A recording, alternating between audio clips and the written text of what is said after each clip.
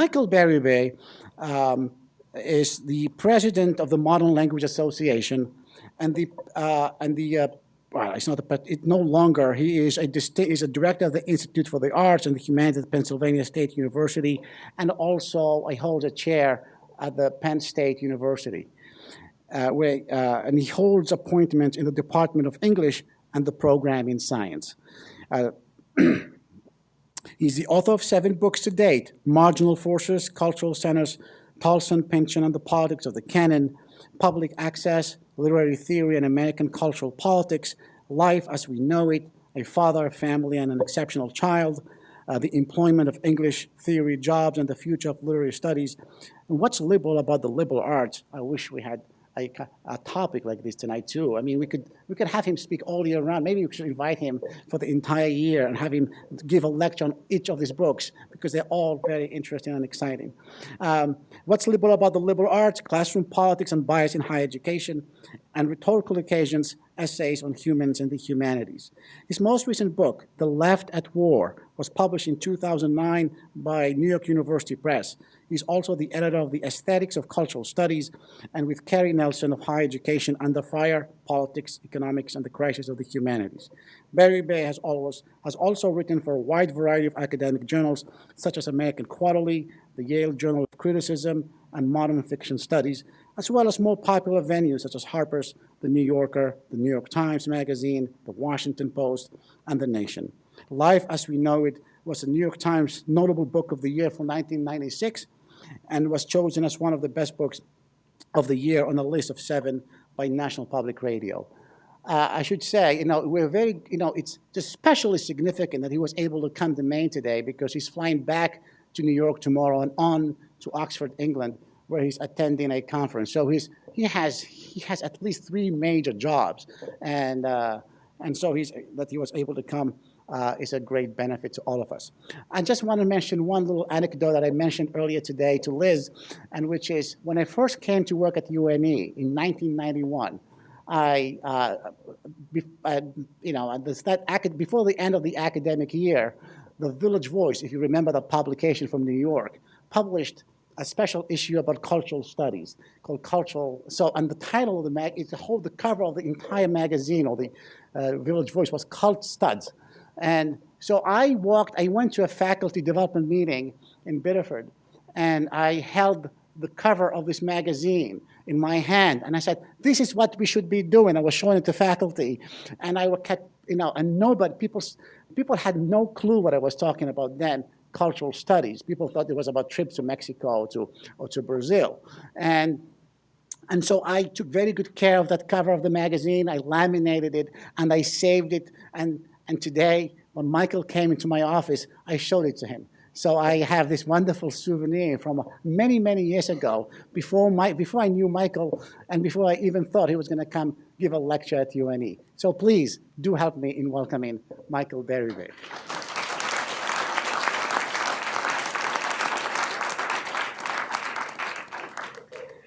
I realize I have gotten so old that people actually remember things I wrote 20 years ago, before the internet, folks. Back when you actually had to put things in the mail to get them accepted by editors. Thanks to Anwar and to Liz for bringing me here. Liz has done amazing jobs with the logistics, especially the logistics of including a film clip at the last moment. I had forgotten that part of this lecture was going to be live streamed. All the lectures are going to be live streamed. Part of the audience would in fact be out there. Hello to Bangor and Hulton. My father grew up in Lewiston, so I know something about the vast interior of the state. And thanks to you all for coming out. Thanks to those of you especially who've read this book. Not only do I hope you enjoyed it, but I have to thank you for helping keep it in print. It is 16 years now. You don't want to depress trade authors with a reminder of how quickly trade books go out of print. No one thought this thing was going to survive as long as it has, so it's holding on by its last little fingernails like Harrison Ford at the end of Blade Runner. And you are the Rutger Hauer keeping me from falling, so thank you for that as well. Bioethics, too important to be left to bioethicists. Why? Well, the short answer is because, as I'm about to show, they do not think very well about disability, and they need to be helped. Now, why am I saying this? Why is a literature professor going to come here and talk about bioethics? And by the way, it won't really be so much about medical bioethics. It'll be more about prenatal testing, genetics, questions like that. Well, I actually do think, it's one of my capacities, right, as the director of an Institute for the Arts and Humanities, I tend to say on any number of occasions that the humanities are disciplines that involve lifelong learning. They impart critical thinking. Now, I know critical thinking, that phrase can be a dodge, right? You can put it on the admissions brochure, critical thinking. But then things get tricky when you ask, well, what are we going to think critically about? You know, are we going to think about globalization? Are we going to think about religion and secularism? Are we going to think about bioethics? And I really do think if you've immersed yourself in the humanities, you should be ready to think well and critically about any one of these things. These are disciplines of broad learning. And, well, we'll find out if they've done me any good. But I read the humanities broadly, as does Anwar, and I was especially pleased with this invitation for that reason. Now, having said that, I am going to start off by talking about a movie. Literature professor will do that. But it's not just any old movie. It's the movie Gattaca from 1997. And in a lot of ways, it's become sort of the locus classicus now for discussions about genetic screening and enhancement in popular culture. And one of its plots, I'll say more about this in a moment, there's a couple of plots threaded through it, sort of like double-stranded, double helix.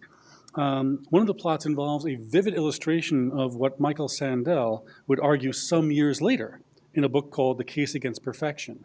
In fact, Sandel mentions Gattaca at 2 points during that book, and I don't think really gives it its due. There's a whole section of this movie that basically lays out his argument. And it would have been nice to not to consign the movie to a footnote in that way. That argument, in brief, is that a so-called designer baby, a genetically designed baby, might find his or her life, might spend his or her life laboring under the burdens imposed by his or her design. And, this is the tricky part, that our sense of human freedom for such children and for their designing parents would thereby be paradoxically diminished rather than enhanced by our increasing mastery over the genome. I'm going to say that part again because it's so counterintuitive. Sandel's argument is that our sense of freedom and our sense of possibility would be diminished by greater genetic enhancement of our children. Now, one other thing about turning to a science fiction movie, just in case there's any resistance on that front, also because I mentioned Blade Runner in my facetious way, there are 2 points to be made. One is a sort of easy and trivial point, namely that the more serious forms of science fiction involve the forms that are actually serious science fiction, not the ones that involve planets ruled by angry invisible dogs, but things that there are forms where we work out our worries in the present in some plausibly future form, right? And I'll take, for example, in vitro fertilization.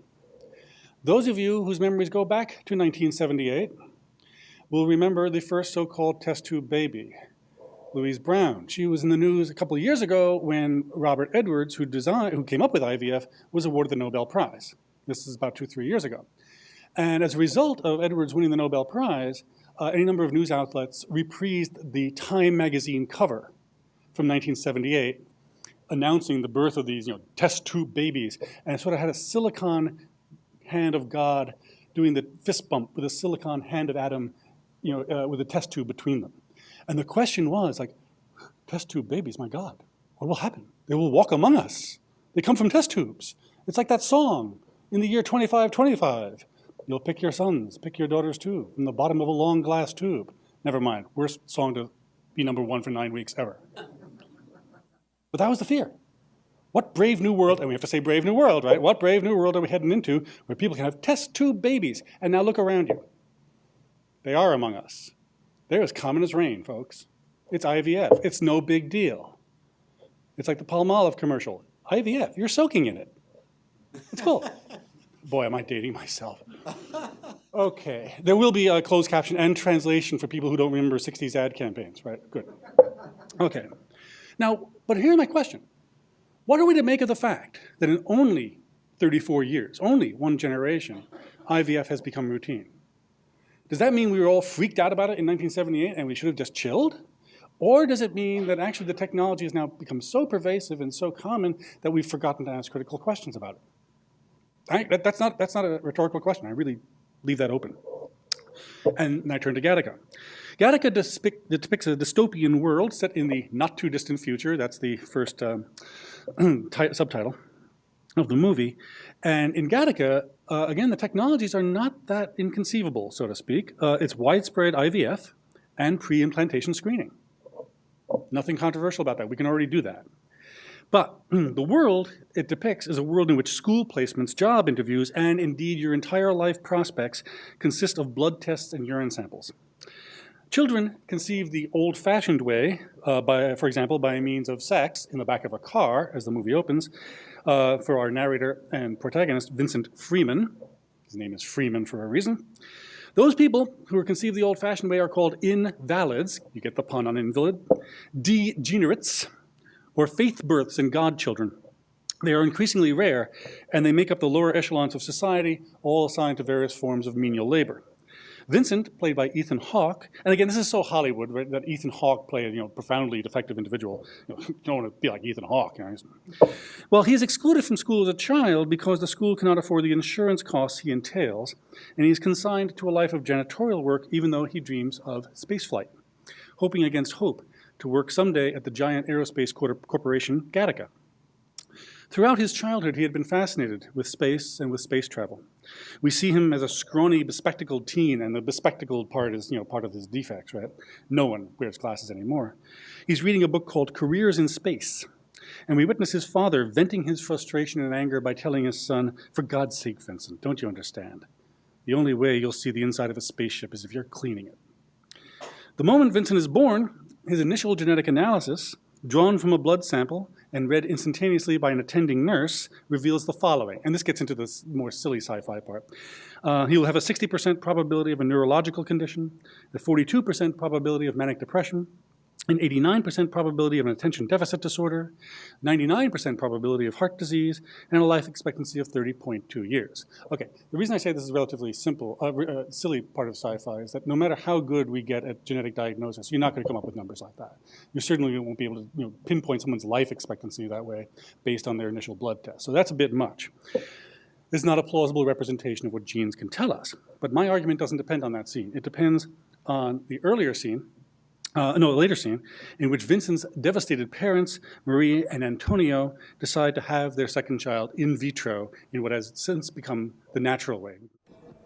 Your extracted eggs, Marie, have been fertilized with Antonio's sperm. After screening, we are left, as you see, with 2 healthy boys and 2 very healthy girls. Naturally, no critical predispositions to any of the major inheritable diseases. All that remains is to select the most compatible candidate. First, we may as well decide on gender. Have you given it any thought? We would want Vincent to have a brother, to play with. Of course you would. Hello, Vincent. Well, you have specified hazel eyes, dark hair, and fair skin.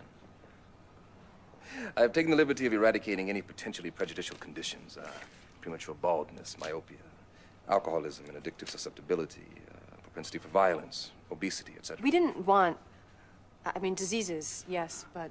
Right. We were just wondering if it's good to just leave a few things to chance. We want to give your child the best possible start.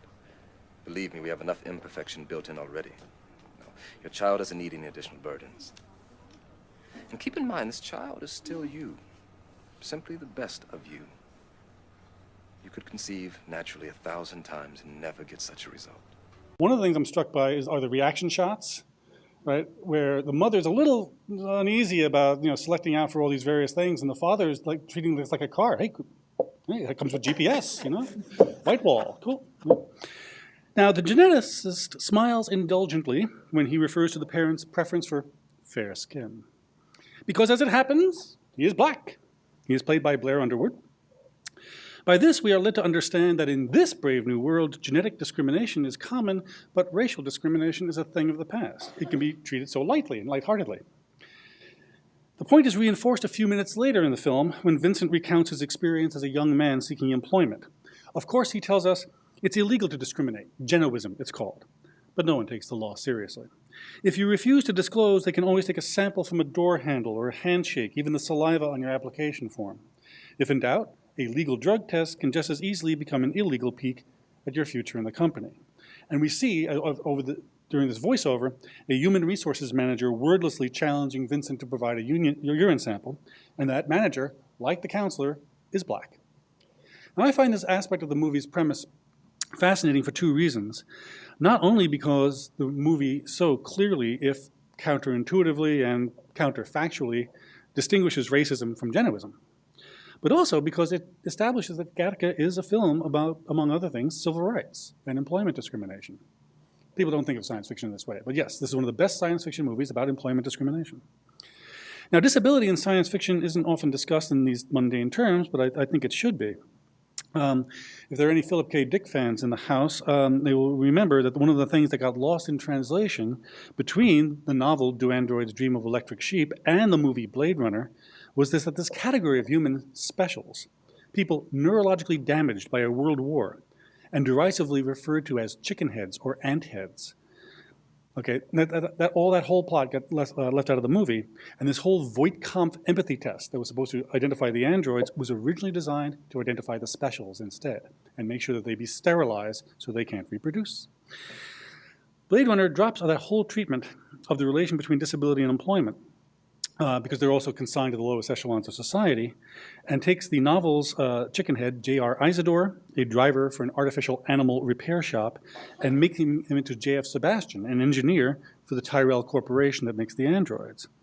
Now, the film gives Sebastian another disability, Methuselah syndrome, premature aging disorder, that effectively links him to the androids who have lifespans of only 4 years.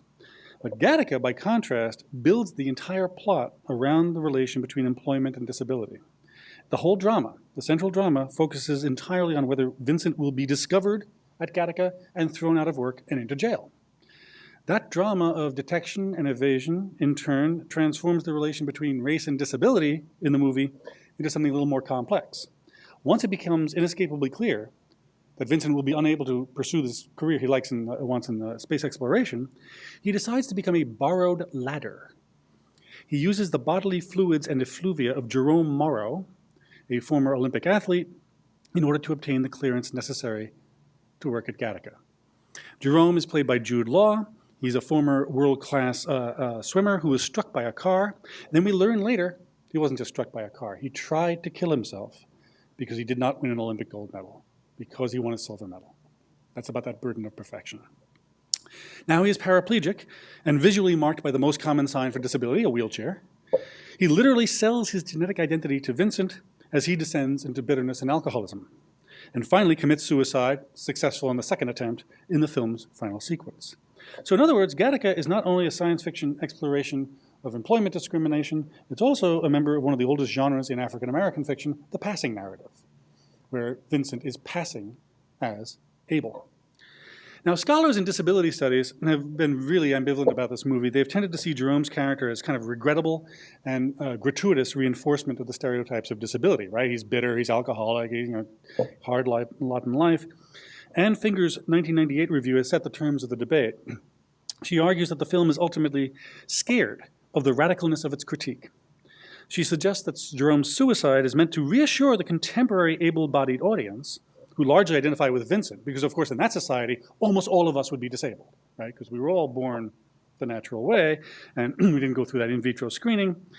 In its futuristic world, Finger notes, virtually everyone watching the film would be classified as a degenerate and invalid, but rather than leave the audience members in the uncomfortable position of thinking of themselves as disabled, the film had to create a really disabled person, someone who fits our social stereotype of what a crip is, and in the end, despite its possibilities, Gattaca doesn't really challenge the terms of the debate. It tells us that with hard work and spirit, we can overcome, but it still leaves intact the division between us and them, those whose bodies succeed and those whose bodies fail. Close quote. Likewise, Kathleen Ellis has written that movies such as Gattaca contribute to the discrimination against people with disabilities, insofar as Jerome is presented as a weak, contemptible character wallowing in vodka and self-pity. But what these critiques overlook is that Jerome is not bitter and suicidal because he is disabled. He tried to commit suicide before he was disabled. He's disabled because of the failed suicide attempt. And he was bitter because he had to settle for this silver medal. And bitter because his attempt failed to kill himself. Jerome Morrow, he tells Vincent, was never meant to be one step down on the podium. So this story is not the story of Million Dollar Baby, a controversial film of 2005 in which an athlete decides that a physically disabled life is not worth living. It is precisely an illustration of Michael Sandel's argument against genetic enhancement. Or as Vincent's voiceover puts it, it is a warning about the burden of perfection. Okay, that said, how many people have seen the film, by the way? About a third to a half. Good, good. Okay, 70 more times and all this stuff will be clear. Those of you who haven't, bear with me. I've also shown this as part of a film festival. I don't know if you could get it from that clip, but one of the curious things about the movie is that it's shot in this kind of sepia tone as if it is already about the past, as if we're nostalgic for this future. But one of the things that I did not realize, I was so taken by that it took me a number of viewings to realize there isn't a single disability accommodation anywhere in this landscape. Nothing. It's very high tech, right? It's got this genetic capacity. It's even got 12-fingered pianists and space travel to Saturn's moons. But it doesn't have a single elevator, ramp, or kneeling bus. Perhaps Jerome has some reason to be bitter, right? He does not own a power chair. Apparently such things no longer exist. He wheels himself around his apartment, and his apartment has no elevator. It has a spiral staircase that evokes the double helix, but he can't get up that staircase. So, in fact, one scene in the movie, he has to drag himself up very painfully. So, also, it struck me there are no wheelchair users at Gattaca Corporation, which is weird, because you don't need your legs to be a computer programmer or a rocket scientist, right? All you have to be able to do is, all they do all day is this, in the film.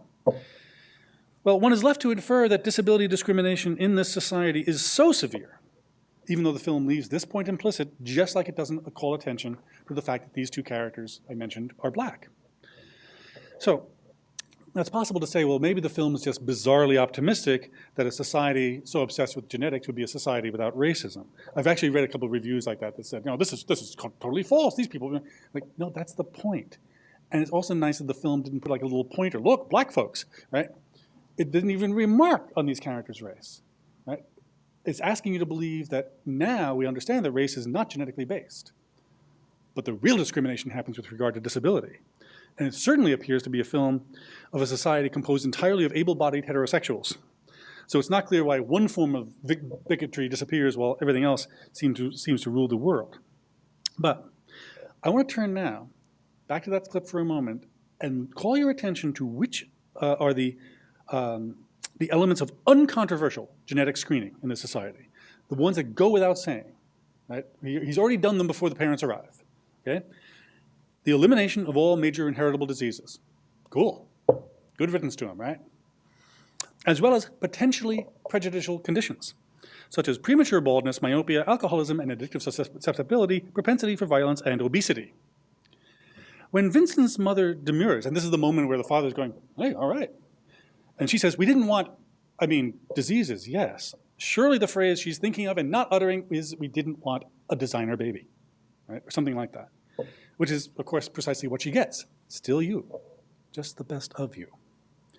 And the reason she goes along with it is that her child doesn't need any additional burdens, especially barriers to meaningful education and employment. Okay. This scenario, the Gattaca scenario, presents a challenge, especially to liberals like me, who have thus far combined political support for reproductive rights, a defense of technologies of prenatal screening, a critique of cost-benefit analyses of human worth, a stringent skepticism about the workings of the United States' deeply inegalitarian insurance and healthcare system, and last but not least, a defense of an aggressive social welfare state that provides need-based benefits to children and adults with disabilities. If you got all that, I'm juggling 5 balls and one of them is a chainsaw, right? So okay with abortion, okay with prenatal screening, not so cool about prenatal screening for fetuses with disabilities, but we'll get to that in a moment. And once people with disabilities are born, there should be a social welfare state to help people raise them. And this all should not be done by way of private insurance. At least, though, one thing that is not getting talked about, this is just an aside, goes over here.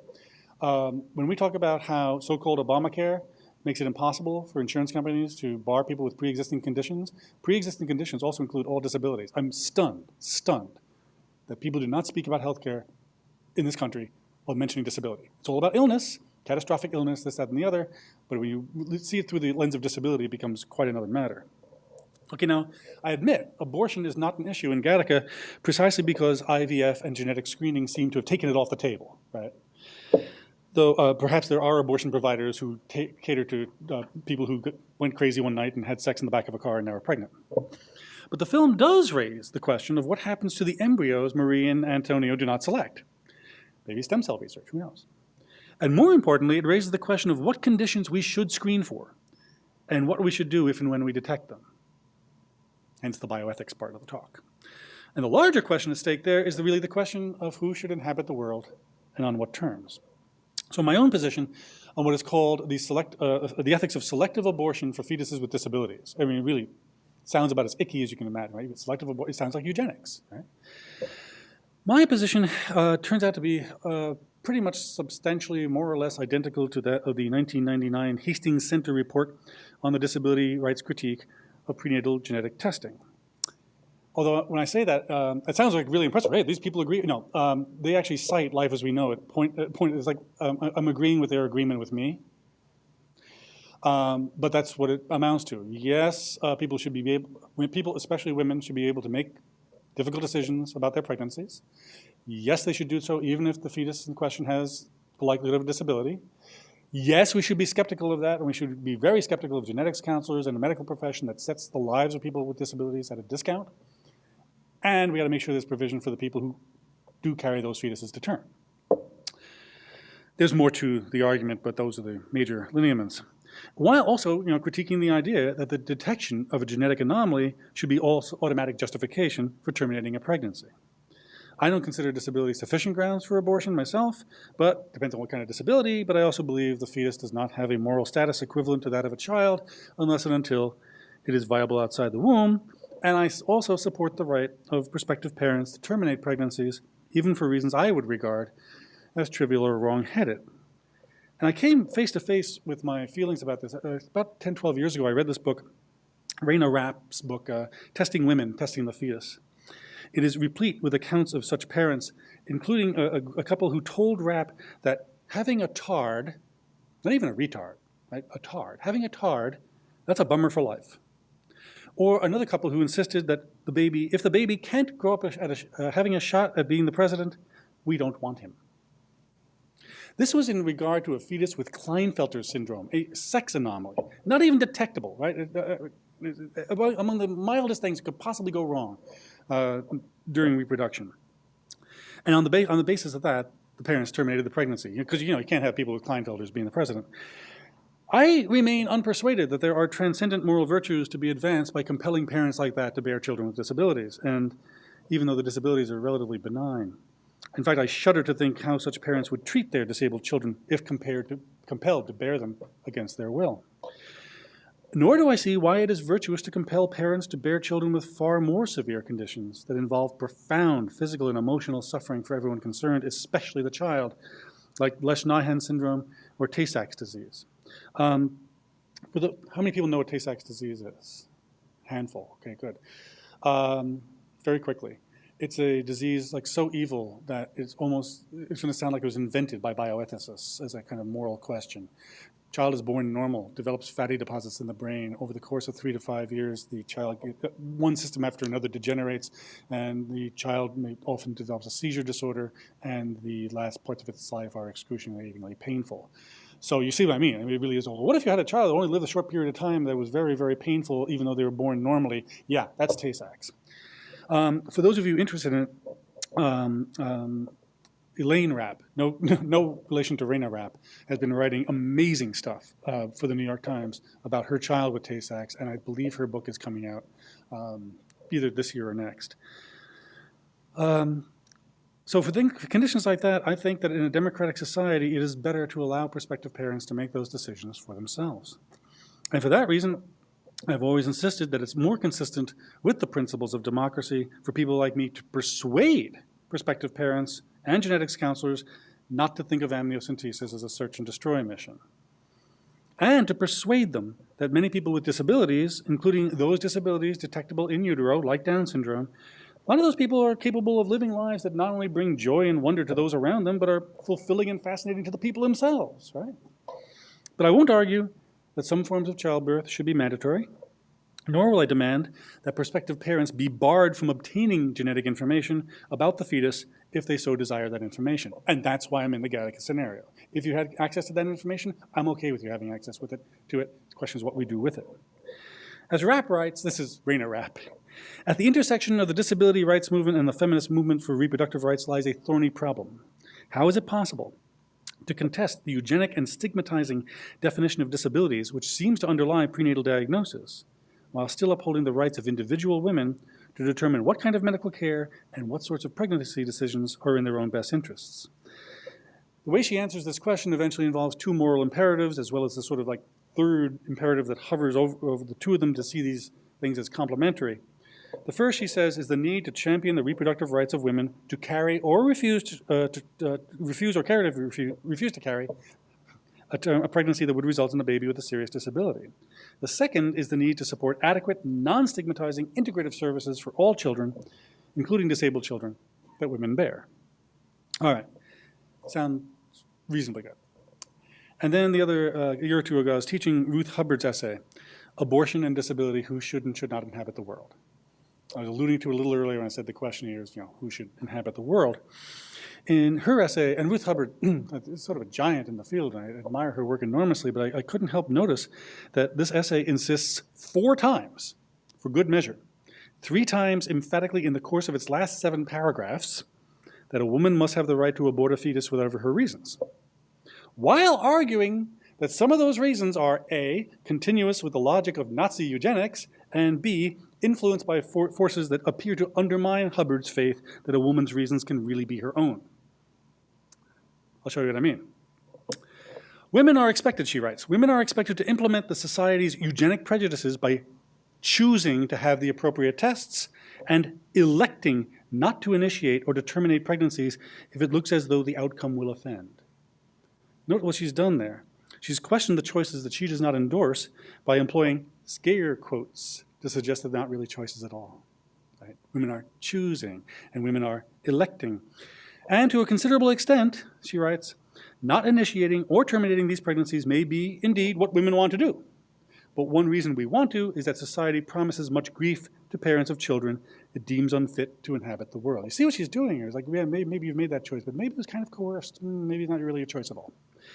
And what's striking about this argument is not only that it discounts the decisions of prospective parents whose justifications for abortion Hubbard or I might find trivial or wrong-headed, suggesting that those decisions are imposed by society in some way, or maybe on a continuum with Nazism. But also, even more remarkably, and it took me, again, like 70 or 80 readings to get this part, what was that bit about not initiating or terminating? It manages to criticize women who choose not to become pregnant in the first place, who do not initiate pregnancies, in an essay ostensibly devoted, as its title indicates, to abortion and disability. Like, no. Sorry, I have a more elaborate response, but you snuck that in there in the last moment. That's not about abortion. That's about people choosing not to initiate a pregnancy in the first place. Very, very different thing. Surely, I think a democratic society can find some way of honoring and respecting the decisions of women who do not want to pass their own genetic disability onto their children. If they know there's a very high chance, and they choose not to get pregnant as a result, I don't see that as eugenics. And by one, I mean I, do not want to see disability rights advocates blur the difference between abortion and contraception. So they wind up taking the position that Hubbard suggests here, that the decision not to initiate a pregnancy for reasons related to disability is as censurable as the decision to terminate one. So, how to think about bioethics and disability given that tangle? At this point, I'll turn to the work of bioethicist Jonathan Glover.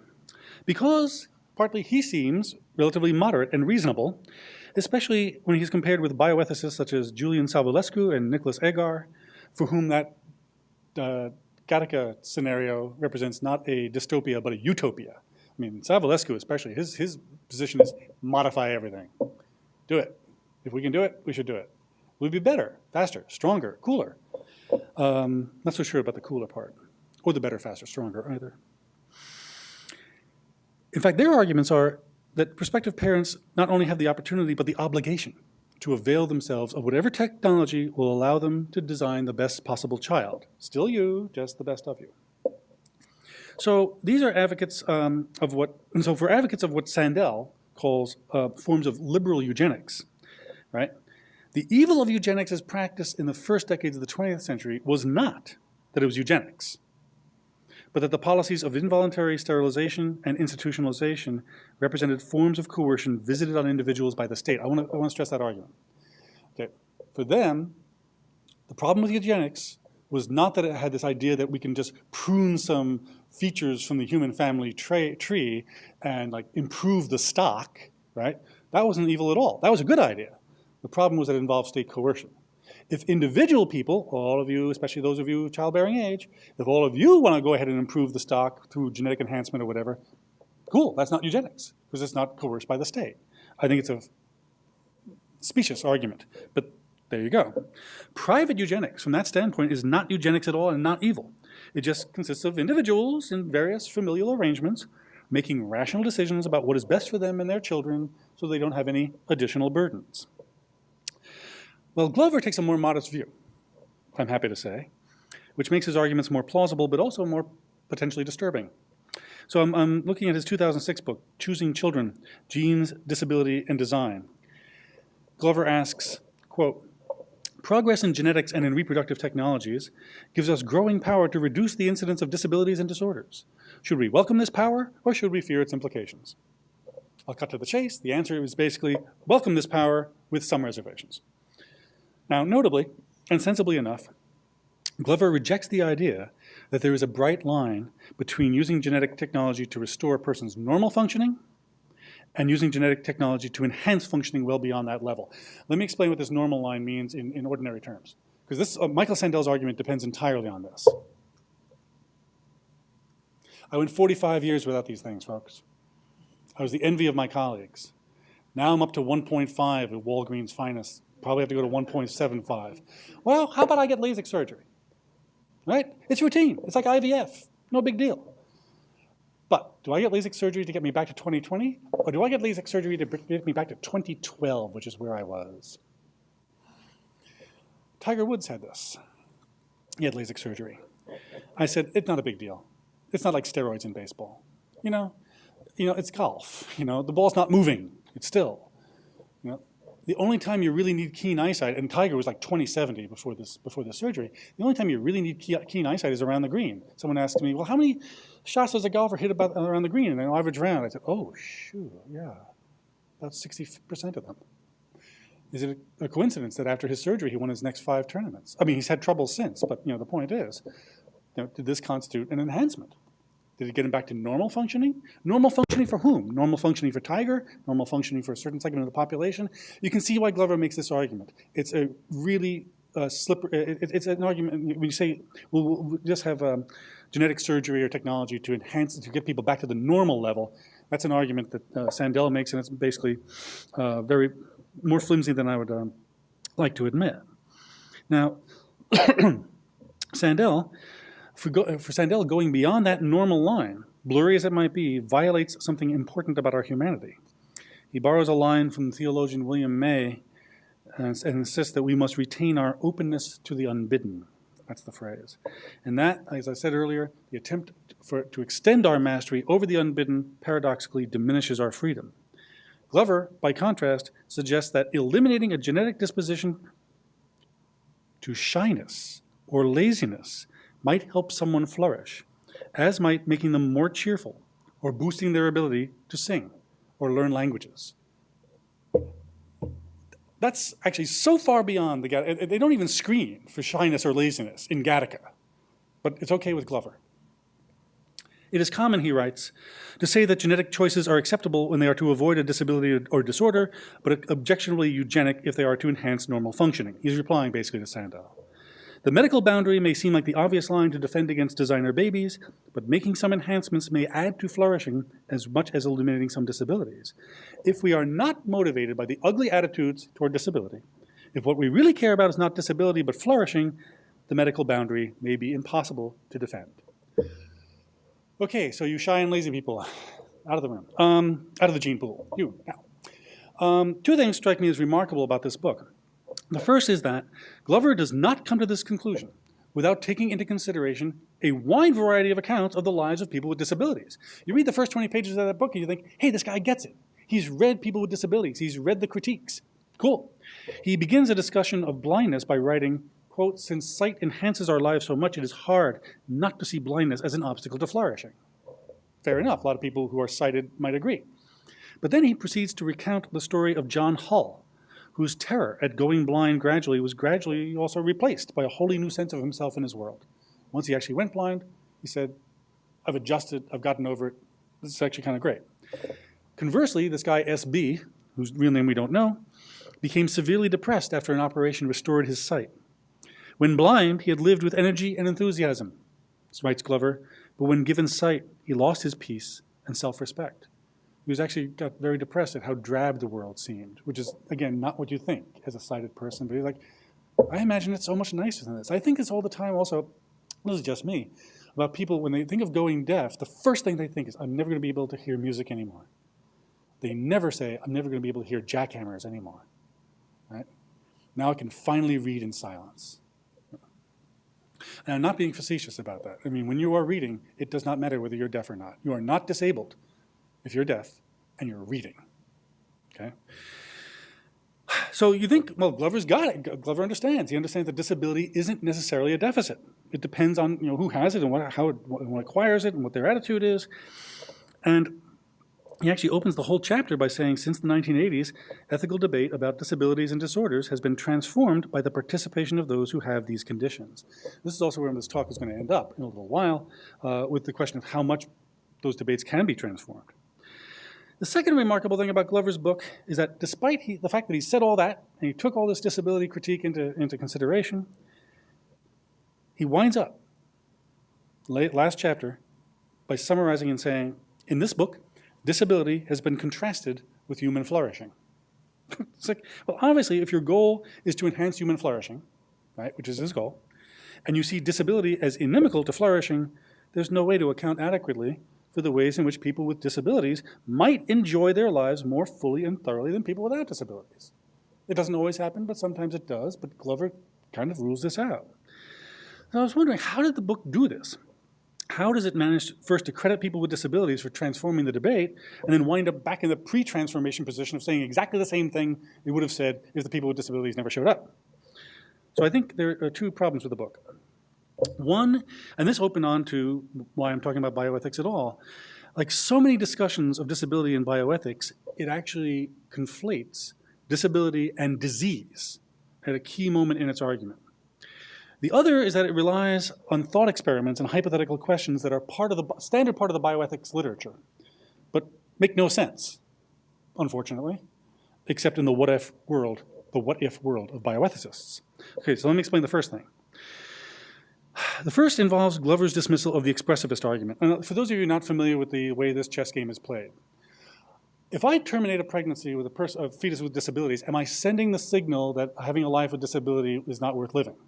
What does sending the signal mean? That's the expressivist argument. So if I go around saying, look, these people are burdens on society, they're sapping the strength of the state, that was an argument in the period of eugenics, then I'm clearly sending the signal that people should not give birth to children with disabilities if they can help it. But if I don't say any of that and I just quietly abort, am I sending that signal? And the classic retort to that is, if I don't want to have a fourth child and I get pregnant and I terminate that pregnancy, am I sending the signal that fourth children are not worth having? It's not that good an analogy, but that's that's the expressivist argument. So Glover says, look, you can argue for the termination of fetuses with disabilities without getting into the expressivist argument if choosing to have a child without certain disabilities need not come from any idea that disabled people are inferior, nor does it entail that the world or the gene pool should be cleansed of disabled people. Now that's true. That's a quote. Some prospective parents might feel, reasonably enough that they are ill-equipped, financially or emotionally or whatever, to raise a child with certain disabilities, and that's more a judgment on them than on the disabilities, right? Also, Glover says we can contest the ugly attitudes, toward disability, so that those decisions about childbirth are not motivated by fear or prejudice or stigma. Also great. Then the argument gets really naughty, and I apologize, this is going to be about a minute of Jonathan Glover's prose. Here goes. I think that other things being equal, it is good if the incidence of disabilities is reduced by parental choices to opt for more potentially flourishing children. But we should not deny the potential cost to which the expressivist argument draws attention, and we should try to reduce that cost as far as possible. To do this, we need to send a clear signal that we do not have the ugly attitudes toward disability. It is important to show that what we care about is our children's flourishing, and that this, and not shrinking from certain kinds of people or some horrible prospect of cleansing the world of them, is what motivates us. To think that a person's disability makes someone's life less good is not one of the ugly attitudes. I would contest that, but it might be. It does not mean that the person who has it is of any less value or less deserving of respect than anyone else. There are two ways in which we can show this. This is the last paragraph from Glover. One is by making the comparison with other medical programs. We want to defeat cancer not because we lack respect for cancer and want to rid the world of people with cancer, but because of what cancer does to people. The existence of doctors, hospitals, and pharmaceuticals is not an insult to the sick, just a sign of the platitude that illness impairs human flourishing. And the same goes for programs that aim to reduce the number of children born with HIV. The harm the expressivist argument points to comes through communication. And so if we have the right attitudes, clear communication should reduce or even eliminate that harm. Okay, where do I start? Again, you could question whether necessarily thinking that a particular disability makes someone's life less good might be an ugly attitude, or maybe just unjustified. But what I really want to point out here is my first point about Glover's book. The analogy to cancer and HIV construes disability as disease, in fact, as fatal disease. This seems to me a decisive mistake. Cancer, HIV, malaria, smallpox, polio, tuberculosis, cholera, bubonic plague. These are diseases whose eradication comes as close as anything can come to being a universal species-wide good. Unqualified. It is misleading, not to say tendentious, to see disability in those terms. Are we racing to cure autism because it is like cancer? Do we want to defeat Down syndrome? Do we want to defeat cancer? Now, this gets into the whole question of curing autism. If people have questions about that, I'd love to take them. Glover argues against the many ugly attitudes that would stigmatize people with disabilities, but the idea that disability is analogous to cancer cannot be called an attractive attitude. Now, as for these thought experiments and hypothetical questions, at a crucial moment in his chapter on parental choice and what we owe to our children, Glover relies on the work of bioethicists Derek Parfit and Francis Cam to determine what counts as a life worth living. Again, it's a theoretical question. One way to put it is the zero line good enough? Imagine a person who just barely wants to get up each day. They're either in such pain or they have such disorder, and they're thinking, is it worth living? Yeah, barely. Right? That's the zero line. And that seems kind of a low bar, right?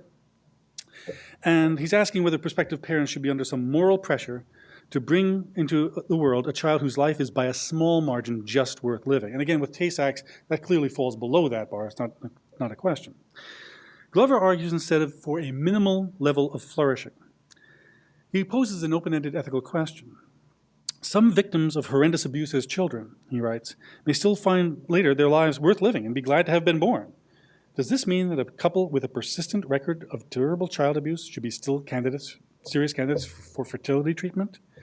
Should there not be some minimum level above the zero line? That's a good question. I mean, who among us would approve that couple for fertility treatments, right? But wait, how do you apply that to genetic screening? By way of thought experiments. So here we go. This is Glover again. Many think that the zero-line view sets the standard far too low. Where should the minimum level be set and on what basis? Francis Cam has suggested that the line be normality. She discusses a hypothetical case, introduced by Derek Parfit, of a woman who knows that if she conceives now, her child will have a life worth living, but will be mildly retarded. That's basically like my son, my younger son, Jamie. The woman also knows that if she waits, she will be able to have a normal child. Francis Cam accepts that, having a life worth living, the child with mild retardation will not be harmed by being created. But Cam thinks the woman will still have done wrong by not waiting. This is not just a comparative point based on the fact that the alternative child would have a better chance of flourishing. She says even if she could produce, this is Cam, even if the woman could produce no child except a mildly retarded one, it might be better for her not to produce any. And that the woman, again Cam, would do wrong to produce a defective child when she could have easily avoided it. This is why I have this title. There are three things to be said about this passage. The first is that Cam is saying in so many words that it is better that children with mild retardation, children who enjoy their lives, not be born. The second is that this Parfit-induced hypothetical, and Parfit is famous for all these various kinds of thought experiments. He's, again, a huge figure in the field. This hypothetical that leads Cam to this conclusion is totally implausible. There is no scenario, I'm going to repeat, no scenario whatsoever in which any woman knows that if she forgoes conception now and gets pregnant 2 months later, she'll have a normal child. Now, earlier in the chapter, Glover had done something interesting. He was demonstrating that some children's disabilities are really quite burdensome for the parents, and he mentioned a child with significant brain damage. The cause of her problem was not genetic, Glover writes. When she was born, the placenta peeled away earlier, and this destroyed her cerebral cortex. I mean, that's grisly, no question. The child survived. The child has severe disabilities. But wait a minute, it wasn't genetic. It was a birth trauma. It could happen to anyone. It's not a matter for prenatal screening. So it should give pause to bioethicists who come up with these scenarios in which women decline to initiate a pregnancy now in the assurance they will have a normal child if only they wait. You have no guarantee of a normal child. Again, sorry to put the fear of those of you who are childbearing age, and that will all be women, but don't buy these thought experiments. You can have a reasonable expectation of having a more or less normal child, but this idea, have a defective child 2 months, or wait 2 months and have a normal child, this is bioethics la-la land, is what I'm saying. The world in which bioethicists propose such things, the world in which Cam can chastise a woman who produces a defective child when she could have easily avoided it, easily is Cam's phrase, Cam's word. That's a world without birth trauma, without conditions undiagnosable before birth, autism, pervasive developmental delay. It is a world without any sense of contingency, let alone an openness to the unbidden. Such problems and what-if hypotheticals profoundly distort what it is like to contemplate having a child who may have a disability. In fact, they distort what it is like to have a child. So the third thing to be said about this discussion is that bioethics is much too important to be left to these bioethicists. Now, for the moment, our society is, let's see, about 5 minutes. Our society seems to have achieved a shaky but substantial consensus that it is morally acceptable to screen fetuses for profoundly debilitating conditions such as Tay-Sachs disease. And again, the one thing I didn't mention about Tay-Sachs is that it is linked to Ashkenazi Jews. And so one of the organizations that is the most aggressive in prenatal screening for Tay-Sachs is Hasidic organization in Brooklyn. It's an ultra-Orthodox organization. So you've got arranged marriages and very traditional patriarchal structure alongside state-of-the-art technology. It's very strange. Everything else, so that's okay. Tay-Sachs, we're going to give you Tay-Sachs, but it's morally unacceptable to screen just for gender, although in some places in the world people are doing just that. Everything else, Down syndrome, Huntington's disease, multiple sclerosis, leukemia, falls at some point in between those two things. Tay-Sachs, gender. And so far, the people of the United States have apparently decided to leave decisions concerning such conditions up to the people who will be most affected by them. But the Gattaca scenario asks us which potentially prejudicial conditions we would allow prospective parents to terminate if the technology were available. That is to say, even in the not too distant future, we might feel a profound moral repugnance at the idea of terminating a pregnancy simply on the basis of finding that the fetus has a genetic propensity for obesity, myopia, or premature baldness, right? That sounds even ickier than terminating for Klinefelters. Oh, I'll get back to that. There'll be a shout out to the various more or less bald folks in the room. But if we could select against those features at fertilization, would we do so? And what moral grounds would we offer for refusing to do so? And also preventing other people from doing so. Now, Glover, in the course of making an argument for what he calls genetic enhancement in a regulated market on a European model, I'm like, he's British, so he can say that. You say that in the US and you're called a Kenyan socialist or something. But there will be a regulated market where some choices should be excluded by way of democratic debate. Even though Glover says the market should be regulated, he sees no problem with eliminating many prejudicial conditions like shyness or laziness, right? In his ideal regulated market, apparently there's this consensus that it's totally acceptable to tinker with character traits like shyness or cheerfulness or ability to sing, just as it goes without saying in the world of Gattaca that we should screen for premature baldness. Now, again, it took me about a dozen viewings to realize, wow, the counselor is black. They don't even mention that. You know what else? He's bald. You know what else? Rather attractively so, I must say. I've seen Blair Underwood with hair and without hair. He looks better without hair. He's totally rocking that look. My students have overwhelmingly found Glover's position repugnant, arguing that traits like laziness and shyness do not rise to the level of diseases one would want to delete from the random reconfiguration of our genetic possibilities. There's also a more strenuous argument to be made here, and I just heard it a few months ago by a real geneticist, namely that you don't know what kinds of things that are running around in our genome that actually have long-term survival value. For all you know, I mean, the last major shakeout was somewhere around 100,000 years ago. We don't know from that shakeout which things helped us survive and which things are real liabilities. I wish we didn't have manic depression. I wish we didn't have schizophrenia. But those things made it. And who knows that in the next cataclysm, those people survive. Or maybe the people with autism, who aren't like all emotional like the neurotypical people. Maybe those are the people who are going to survive the next transformation. You don't know which things in the genome have survival value. Right? We don't know which things are intrinsic and are really important and which things are spandrels. So maybe laziness and shyness turn out to be good things, evolutionarily speaking. Now, some people argue along Sandel's line among my students that it's okay to intervene pharmaceutically to bring someone to a baseline of health when you're talking about mental illness or debilitating shyness or anxiety or depression. But interestingly, almost all my students report that they would accept a genetic test that would screen for propensity to violence. They thought that was a trait well worth deleting whenever possible. Then after class, I noted that my female students were nearly unanimous on this point. And I began to reflect on the question of gendered violence, which I realized we've been talking about all along. And I thought to suggest to students that this is one of the questions posed to us by Margaret Atwood's novel Oryx and Crake. Crake, in the novel, is a sort of mad scientist genetic engineer, and he attempts successfully to redesign the human species from scratch and wipe out all the existing humans by way of a virus. He's like Victor Frankenstein, a sophisticated genetic engineer and genocidal maniac. But aside from the genocidal maniac part, there's something to be said for a world in which, as Atwood writes, there is no more prostitution, no sexual abuse of children, no haggling over the price, no pimps, no sex slaves, no more rape. Maybe not. Maybe it's worth deleting all that stuff, right? My own answer to the question of how we might screen and why runs something like this. In a world that possesses the kind of knowledge we envision in Gattaca, bioethicists, philosophers, presidential commissions, and humanists like me would have made the argument that while it's acceptable to screen for inheritable diseases, screening out potentially prejudicial conditions, even the propensity for violence, would be highly controversial and far from routine.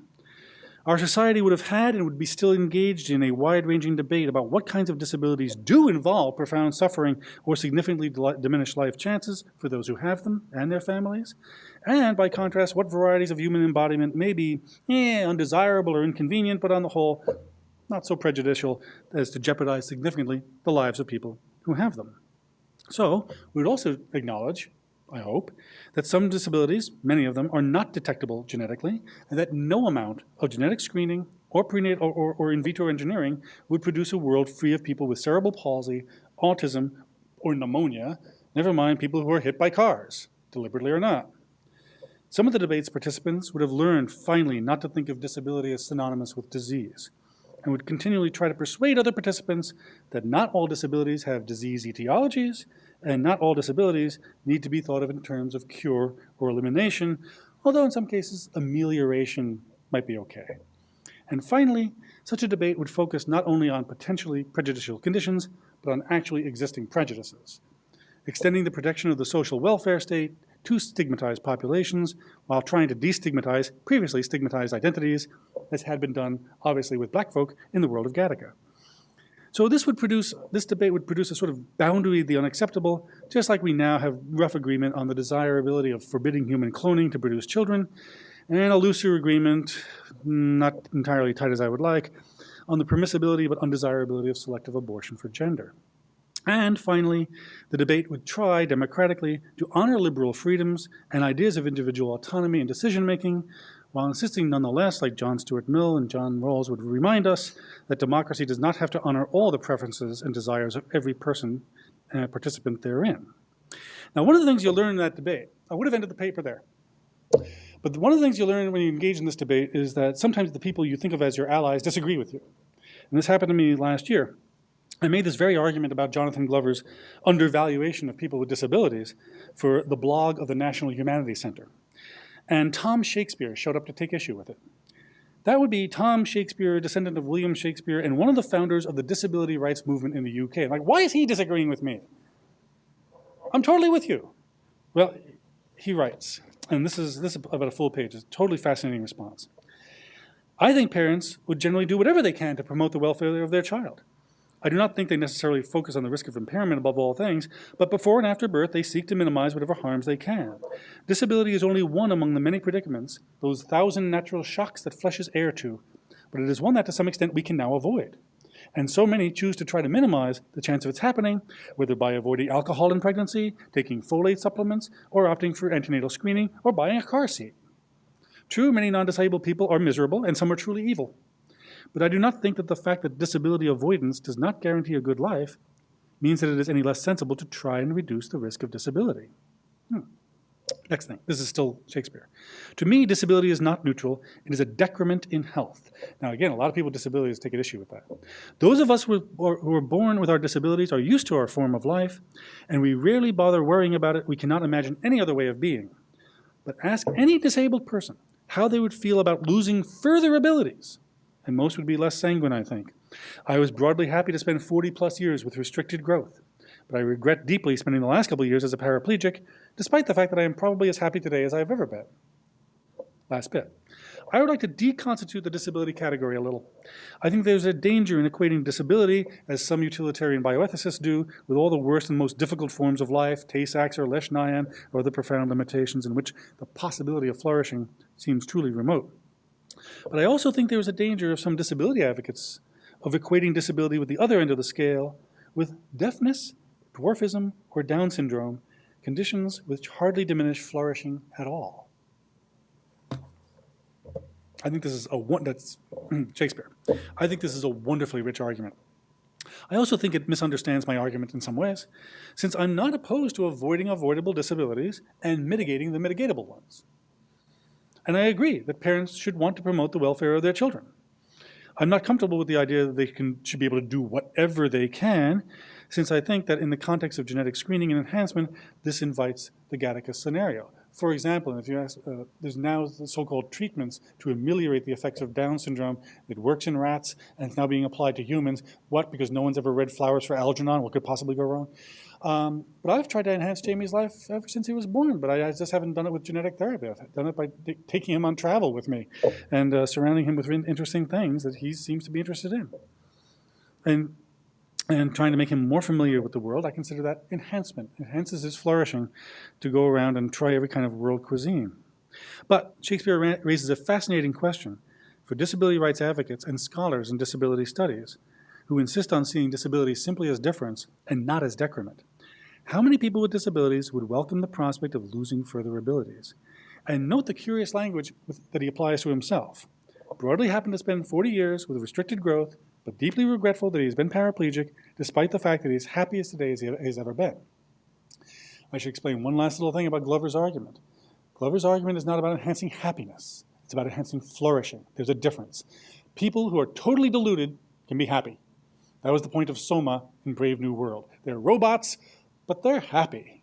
Or, for those of you who are Harry Potter fans, house elves. They're slaves. How can they be happy? They're only happy when they're slaves. That's what Rowling is getting at, the problem of how do you gauge somebody else's happiness if they think they're happy and you, like Hermione, think you have to free them? Well, flourishing is a different standard. Flourishing has to do with enjoying your various capacities for life, regardless of whether you are happy about it. And finally, Shakespeare argues that we should deconstitute the category of disability a little. Disability is not all one thing, right? It's 80,000 different things. It covers severe, fatal syndromes and mild to moderate forms of human variation.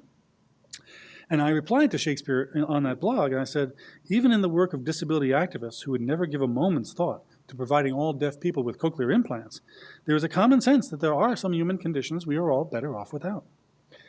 But what I loved most about Shakespeare's response was that in the course of disagreeing with me about stuff, he actually assigned Down syndrome to the category of conditions which hardly diminish flourishing at all. I mean, how many people would do that?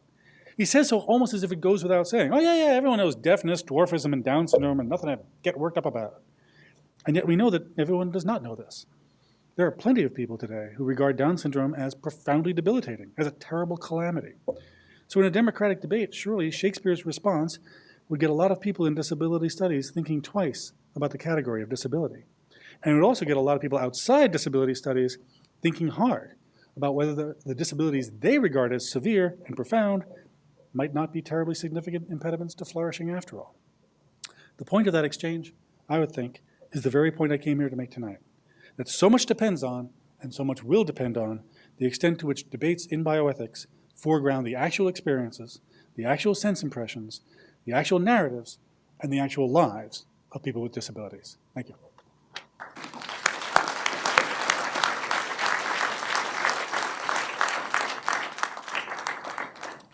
Okay, we have a Q&A session right now, and We have only till midnight, so. no, we have about 30 minutes max.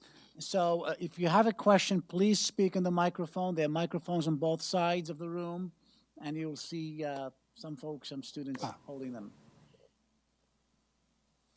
That's a question.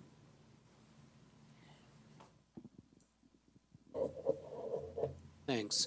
I read a recent research that said that sperm from older men, this sounds I know familiar where you're going, too. yeah. Okay, all right. Is this And about that autism? they're encouraging people to freeze their sperm if they're younger, if they want children, in order to have a child that is not Down syndrome or some other type of It's autism. autism, yes.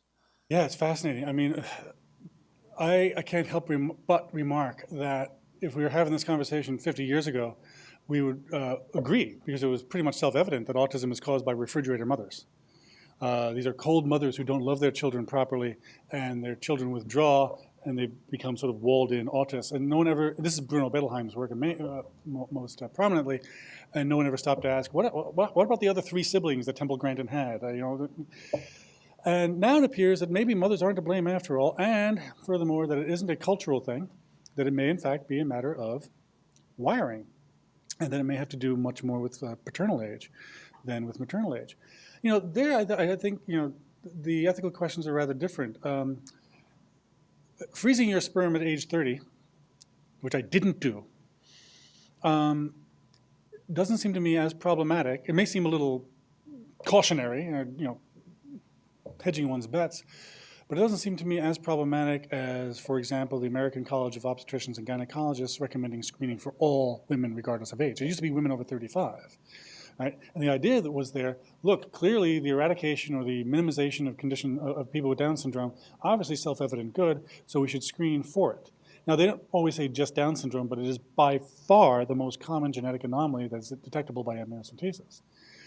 And that's where a lot of my ambivalence about this comes from.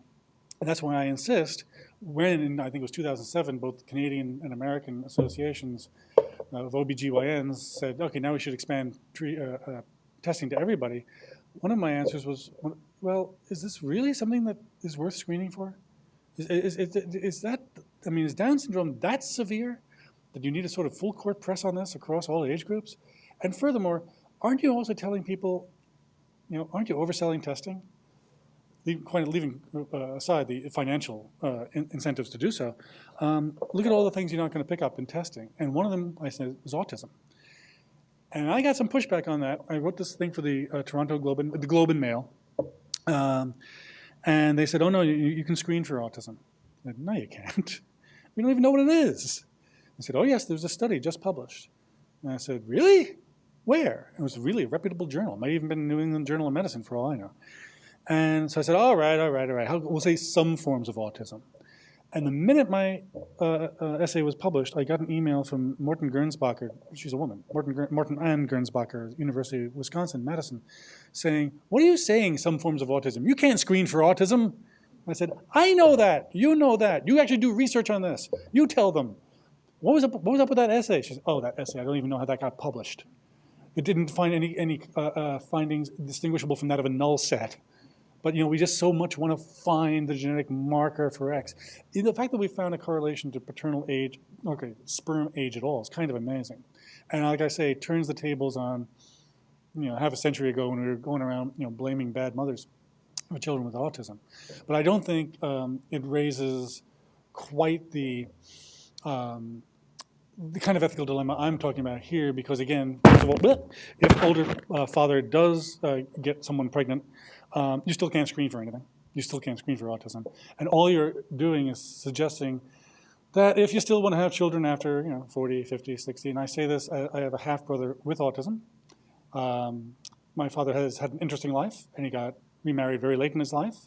He decided to have a child at 68, and I went, but that argument didn't win the day.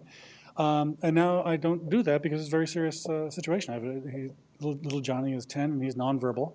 And this study comes out, and they actually went IVF, thinking, IVF, what can possibly go wrong? Well, depends on the age of the sperm.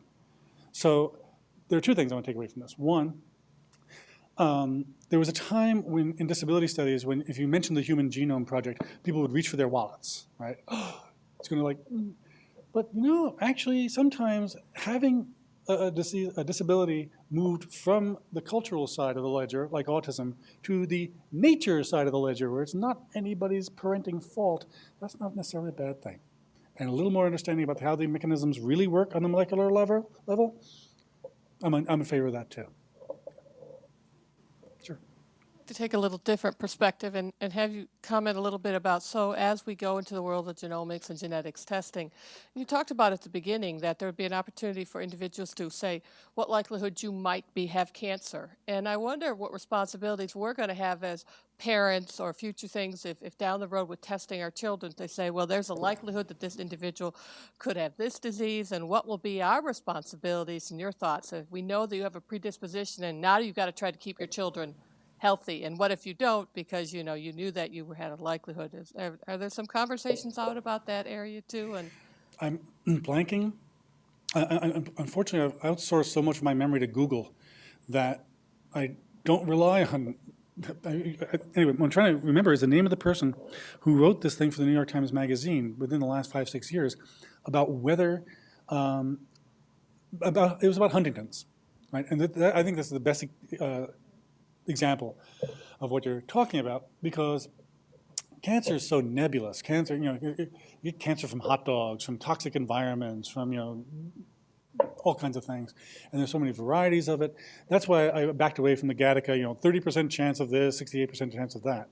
Huntington's, if you have the genetic history for Huntington's, it's pretty clear what kind of risk you're taking. And then the question becomes, this ain't Tay-Sachs. This isn't a life of 3 to 5 years of agony.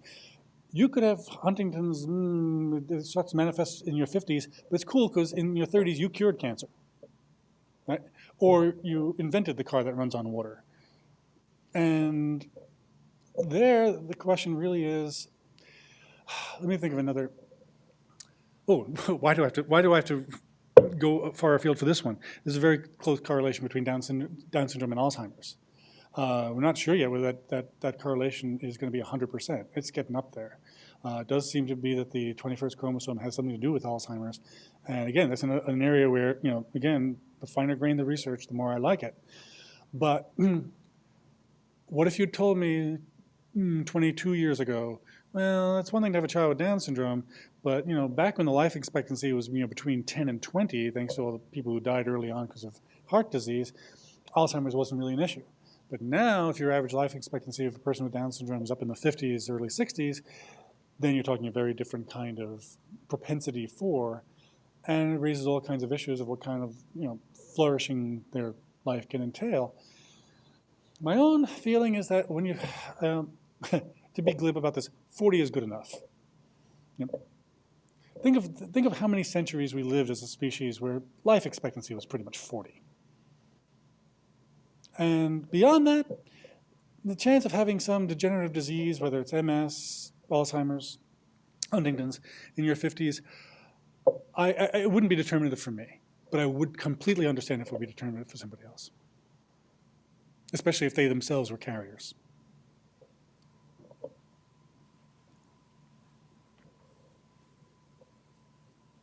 So it seems like there are at least three possible contributors to this conversation. One would be the experts, the scientific experts, the bioethicists, and then there would be people like Tom Shakespeare.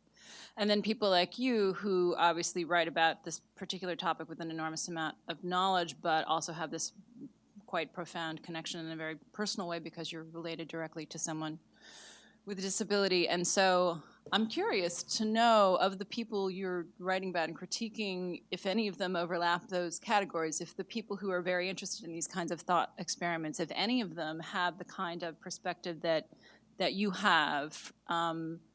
What I read much of your book, Life as We Know It, quite a while ago when it first came out, and certainly one of the reasons the book is so compelling is that you have this immediate connection, which gives a kind of moral authenticity to what you have to say about these kinds of really extraordinary choices that people have to make about their children. So curious to know how many people there are like you who are also in the field who have the scientific expertise, because it sounds like you're thinking of these as somewhat separate categories in this conversation. I hadn't really. That's an interesting observation. I mean, I think I would divvy up the pie chart somewhat differently. I'm not sure, frankly, that Parfit and all those influenced by him really have their scientific chops down. Otherwise, they wouldn't be talking about a person who will have knows they will have a normal child. If they had some more experience with actual childbirth, they wouldn't say such things. So I think that's a branch of philosophy. That's one group. And then there, we're talking about basically one branch of the humanities arguing with another branch. We haven't even gotten to the sciences yet. Then there's another issue about what's been going on for the last, 40, 50 years between the sciences and the humanities, where the way it looks to most people, including a lot of people in both fields, that the sciences come up with all new stuff. And the humanities come along either saying, cut that out, don't do that, I wouldn't if I were you, go read Hawthorne's The Birthmark, or Huxley's Brave New World. Or we comment on the values of work being done elsewhere after it's already done. My colleague Susan Squire at Penn State has a very interesting argument, to go back to IVF, for example, that the relations are actually much more tangled. Some of the first ideas about IVF date back to the 20s, and this whole literature, some of it's science fiction, on so-called tissue culture. So sometimes what we do in the humanities is invent these weird-ass Gattaca scenarios in order to play around with the ethical, legal, and social implications of things that haven't happened yet. So then you would put me and Shakespeare, no, you put me and Shakespeare in different groups. The reason I find Shakespeare's intervention interesting is not only that he disagreed with me where I thought he was going to agree with me, but he's a person with significant disability, achondroplasia. And now I didn't realize he had become paraplegic in the last couple of years as well. And whatever he's going through in the last couple of years, he has gone back and revisited some of the foundational distinctions in disability studies that he helped create, like this idea of a distinction between disability and impairment. Impairment is the physical or mental thing. Disability is the social arrangement that disables you because of your impairment. And it's another version of the distinction sort of more or less between nature and culture, but now he's thinking it's less and less adequate than they thought it was, especially when it comes to intellectual disability. Right? Though that's still fairly controversial. So I see this as much more overlap between me and the philosophers, me and Shakespeare. To some extent, the sciences are more implicated in this than they think, and more influenced by the humanities than they think. But I really didn't start getting around to this until I went to this conference, the American Society for Bioethics in the Humanities, and it's sort of indicative. This was 10 years ago. It was only their 5th conference. It didn't exist before, 1996 or 1997. So again, the humanists were coming in fairly late to an area that one branch of the humanities and maybe medical humanities thought they owned, right? And one of the results of that, again, I'm coming in fairly late myself. I did not know any of this stuff when I wrote Life as We Know It. I knew that if I was going down the various paths I was opening with Life as We Know It, I was going to have to keep going down them in order to make have any significant contribution to them. And one of the things I found in the exchange through the National Humanities Center blog is that I had misread one part of Derek Parfit's argument, a very influential argument called the non-identity problem. Basically what he's trying to get at is you have two options for the future. One involves like an intervention in utero that will produce 100 fewer people with that disability, right? Or an intervention where you ask people to wait to conceive because they're ill, and when the illness passes, then they can go ahead, get pregnant. That also produces 100 fewer people with disabilities. Okay, and a lot of people would say, well, the thing one is more interventionist. That involves like screening and abortion. Thing two involves just not initiating a pregnancy. But Parfit's argument is, no, from a certain perspective, there's no difference. It's sort of like from the view from Neptune. Just as long as there are 100 and fewer people without disabilities, it doesn't really matter how you got there. Now, I had first misread that as a trolley problem, and trolley problems drive me up the wall. For those of you who haven't, okay, you're driving a trolley. It's out of control. You're in San Francisco. You're going downhill. You can either hit Einstein or someone comparable, Niels Bohr, Albert Schweitzer, someone good, Gandhi, Christ, or 12 really old, cantankerous people. And they have to be nasty, too, with vile personal habits. And my response to this, and I thought that's what Parfit was doing. And in fact, that branch of philosophy does this all the time. In fact, the woman who devised the trolley problem died last year. I couldn't help but ask, was she hit by a trolley? And my attitude, sorry, I'm not above the lowest hanging fruit. But no, my impatience with this, as I tell my students, is once you see a trolley problem, leave the room. Right? There is no trolley. Only in this experiment is there a trolley. And as long as there's a trolley, someone's getting hit. It's part of the problem, right? And now in real life, when we leave the seminar, it is going to come down in Maine, Pennsylvania, anywhere else. Look, either this thing is going to get funded or that thing's going to get funded. Either we do services with mental retardation or we work with people with mental illness, because there isn't a state in the union that I know that's overfunding any of those things, right? We have too many caseworkers dealing, and we got too many job coaches. It is a question of constrained resources, and the trolley problem is a way of getting at that. But if we're in the seminar, if we're talking about a room, and we're not allocating those resources, there is no trolley. And you don't start with the trolley, because once you start with the trolley, somebody gets hit. Instead, you ask, what is right and just? And then you work your way back from there. So that's my spiel, and it's really aimed less at sciences than at this one branch of philosophy that is so influenced by that sort of utilitarian cost-benefit analysis. There's other things I could say about the utilitarian. I noticed online my blurb for the talk mentioned Peter Singer and Jeff McMahon. I cut them out because that's another talk, but I could always add them back in mentally. But there are real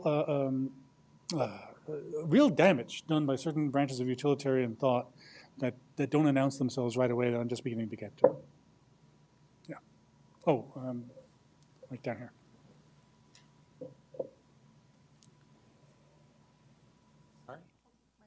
Hold it right up to my mouth. Okay. Why do you equate trolley problems with utilitarianism? I shouldn't conflate that. But I do think of it in terms of you've only got X. How can good be maximized given X? Well, that's important. You could do that. You could do that in non-utilitarian ways. I think the larger question here about your take on thought experiments generally, and you haven't quite articulated your objection to them. You've dismissed them, and at one point you dismissed them on the grounds that you gave a particular example. You said it's implausible. But surely that's the idea with thought experiments, right? They depart from reality. That's how they work. Yeah, but to what end? I mean, I see your point, and in fact, I'm not against all thought experiments. And in fact, one of the responses I got to this exchange when I posted this critique of Glover is that apparently there's this whole branch of stuff now. They're called either embodied or practical thought experiments. They're not so much what if, but no, this actually happened. And it's also part of like narrative medicine. Someone recommended this book to me, The Narratives of Bioethics. And I think better designed thought experiments that actually correspond to thoughts that might actually have useful consequences instead of have normal child 2 months from now. Those better thought experiments are fine by me. In fact, I also think, to make things even more practical, that when we do genetics counseling with prospective parents, we're actually asking them to engage in thought experiments, are we not? So I don't mean to be that blanket. Here are the chances that your child would have X, what would happen if, and so forth. Sure, and that's a different kind of animal, but I would like to press you a bit on crazy thought experiments, implausible thought experiments. I'm a philosopher, right? What they do is they're sort of creative fictions that give us an opportunity to explore our beliefs, our what philosophers like to call intuitions, our prejudices about certain sorts of circumstances. And I don't see why that shouldn't be treated as so valuable. Yeah. So Glover's thought experiment that you seem to scorn. Indeed. I would put it back. You said this sort of situation doesn't happen. It doesn't happen. But the important question is, what if it did? If it did, where would your feelings or your beliefs or your biases go? That's what's, I think, revealing about this sort of thing. Here's the thing, though. I mean, someone who knows this terrain, but in fact, the person who convinced me that I was calling a trolley problem something that wasn't a trolley problem, he was right. I was misreading Parfit's non-identity problem. And he'd done some work on this. And again, for those, if you're interested in the entire exchange, I think it's just Googling Bérubé on the human will take you to the National Humanities Center blog. The way they worked it is that they asked for about a 3,000-word essay from me, and then they selected various people. They invited various people to reply. And they got some really interesting replies. And the first reply took me to task on exactly this point. And said, look, I don't think you're arguing, so I'll ventriloquize that reply, which I think is very much in this vein. I don't think you're taking issue with thought experiments as such, I'll elaborate on that in a second, as with the certainty involved in that thought experiment, where Cam says she could easily have avoided having a child with a disability. You know you'll have a normal child 2 months from now. And he said, what if it were reasonable expectation of a more or less normal child? I said, that makes all the difference in the world to me, because now we're in the realm of the kinds of probabilities that actually do produce the kind of teasing out of intuitions and biases that you speak of. So 2 things about that. One, I'll go back to Raina Rapp's book.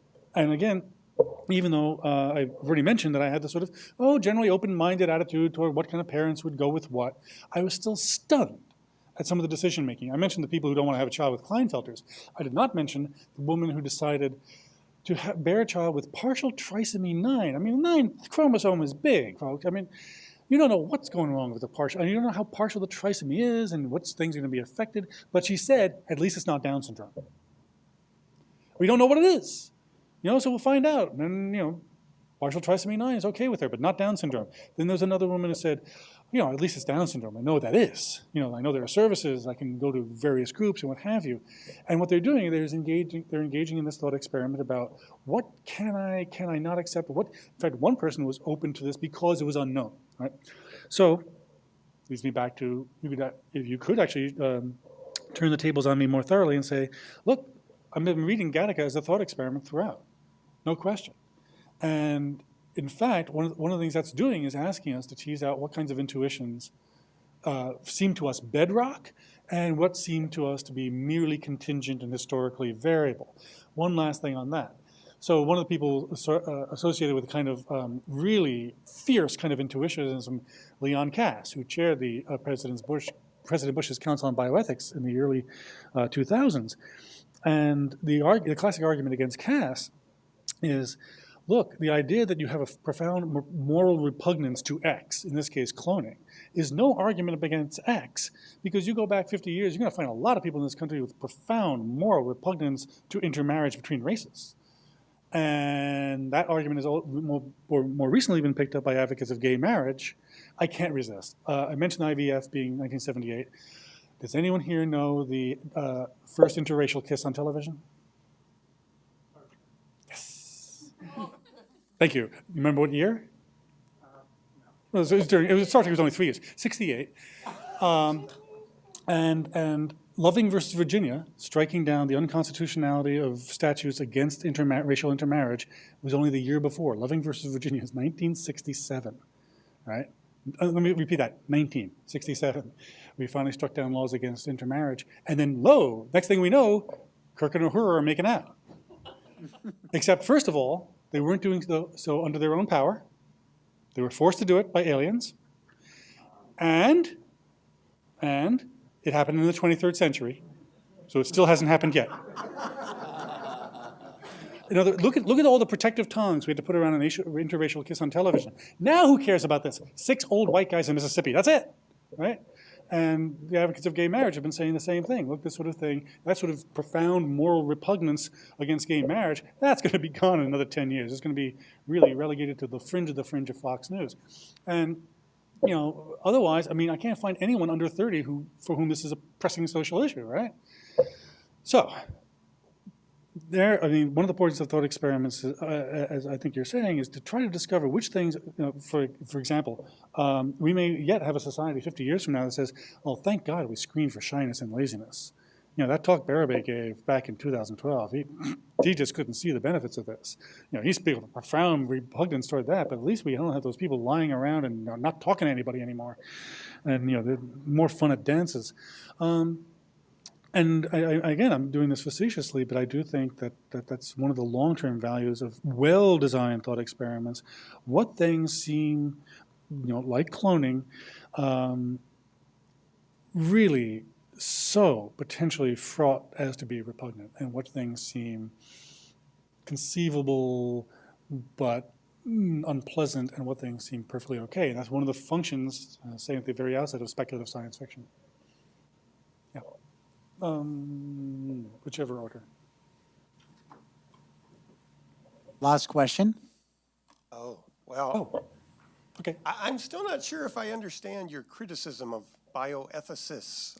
Only some of them. In part, okay, maybe we are on the same page. I mean, it's a rather motley crew. There are lots of different ways to be a bioethicist. There are utilitarian bioethicists, deontological bioethicists, religious bioethicists, and 1,001 ways to do that. Some of them come at it more from a science perspective, some more from a humanities perspective. It's clear that you don't like Derek Parfit's kinds of examples. You're not the only one, but I'm glad to hear that. Yes. Methodological issue in philosophy. It doesn't necessarily have anything to do with bioethics. I got the sense toward the end that you don't like utilitarian approaches to bioethics. Okay, you're not the only one who is a critic of utilitarianism, but it really seems to me that you are just critical of certain kinds of bioethicists and not necessarily all of them. And could I get you to comment on that a little bit? Well, I gotta admit, part of it was just the sort of shock value of saying too important to be left to bioethicists instead of saying too important to be left to certain kinds of bioethicists. There's also a sort of broader and more serious territorial issue at stake here that I alluded to at the very outset. Bioethics is, in fact, a well-defined subfield of human inquiry. Otherwise, there couldn't have been, right, a President's Council on Bioethics. And I just noticed, I hate to make my last question involve a citation of Facebook, but a friend of mine in disability studies had just posted, hey, there's this great new issue on disability and bioethics out from the, and immediately someone showed up to say, without reading it, that journal is the journal of Satan. That's, we didn't say that. It was like, that journal is all about bioethics. Like, yeah, but they're taking on disability. Nope, that journal is about, and so bioethics really is a dirty word in some disability studies circles that I am actually distinguishing myself from. Right? And I'm not sure that was entirely clear. I do think we need to get in and muck around with bioethicists and their assumptions rather than doing that sort of, I don't want to hear it, it's bioethics, or I don't want to hear it, it's utilitarianism. Very briefly on that front, the problem with Singer's emphasis on suffering, laudable as it is that you wind up with this really nasty calculus in which it turns out that maybe we're undervaluing the value of suffering for some sentient animals. True. Very true. In fact, when it comes to animals, I don't know of any study in the last 500 years, the headline of which could be animals, stupider than we thought. Right? The research has gone the entire way, the other way, every single study, right? We've even got octopuses using tools. They're not even vertebrates, right? Crows punishing social cheaters, right? Really, these are, and, right? And so, maybe we were undervaluing their lives because they weren't human and we believed in our distinct species and Singer's right about that. But then the second half of that is, and some people with cognitive disabilities don't meet that bar and we can safely throw them under the bus. And it's not a bug of the system, it's a feature, right? And so that sort of brutally narrow version of utilitarianism is worth critiquing because it leads to that sort of pernicious, on one hand, laudably anti-speciesist, but also potentially eugenicist kind of conclusion.